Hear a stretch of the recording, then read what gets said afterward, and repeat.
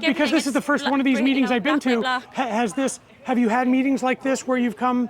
Like, what was the showing today? I counted like maybe 10 people. Oh no! No, how many people spoke? 25. You had a lot of people today. Okay. Yeah, it was. I'm not good at math. That's why I'm a writer. That's okay. Yeah. and 2 kids Yeah. who lasted through. Yeah. No, that was. And your kids couldn't be here, but so. Yeah, we've done this before. The whole process was started. We had the support of the previous council person and the Rec and Parks, but then COVID happened, and our council person decided to turn that park into a dangerous encampment instead of having it be a playground and park and have the carousel there. He had been fully supportive of it. So that is what stopped it some years back. And we've been trying to, finally, the park was cleaned up. We got rid of the encampment, and we've been trying to get it back up and going, and there have been miscommunications. So I mentioned that when I spoke today, that there is a division of the California OSHA that oversees amusement park rides, and we are permitted and scrutinized just as a giant roller coaster is that is trying to perform in California. So we are completely permitted. Our engineering, our design, our maintenance, they come out and inspect every year, and that's a huge part that helps Rec and Parks to know that experts have inspected and permitted it. So I mentioned that today. I've tried to give them that information.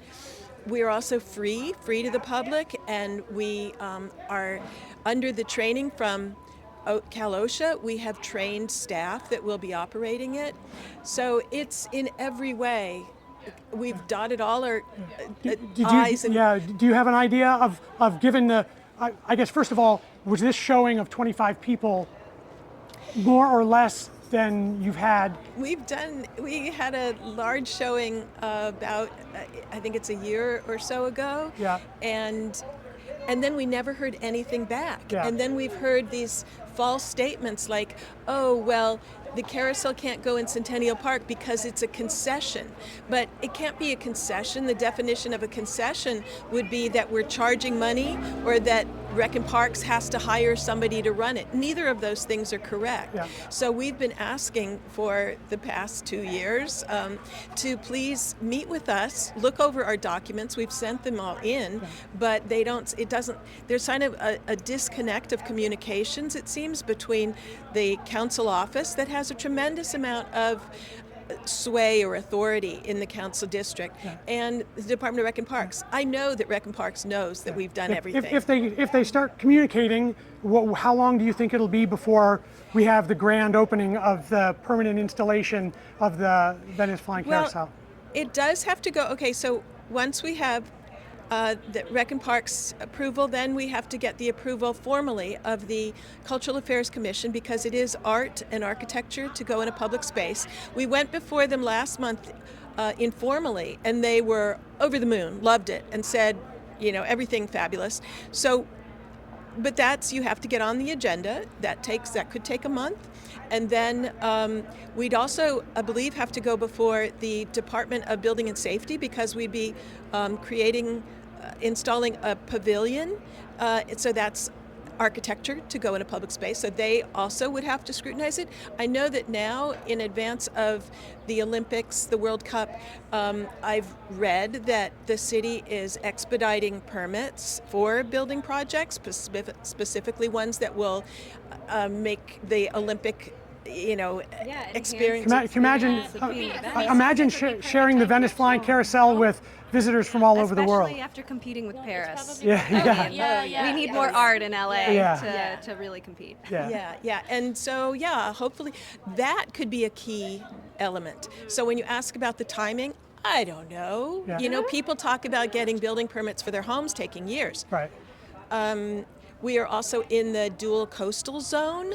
The Coastal Commission may have to sign off on it.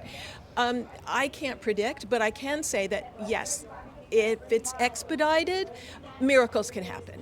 And to review the permits. And I will say, on a good note, I got an email yesterday morning from the CEO of the Department of Rec and Parks.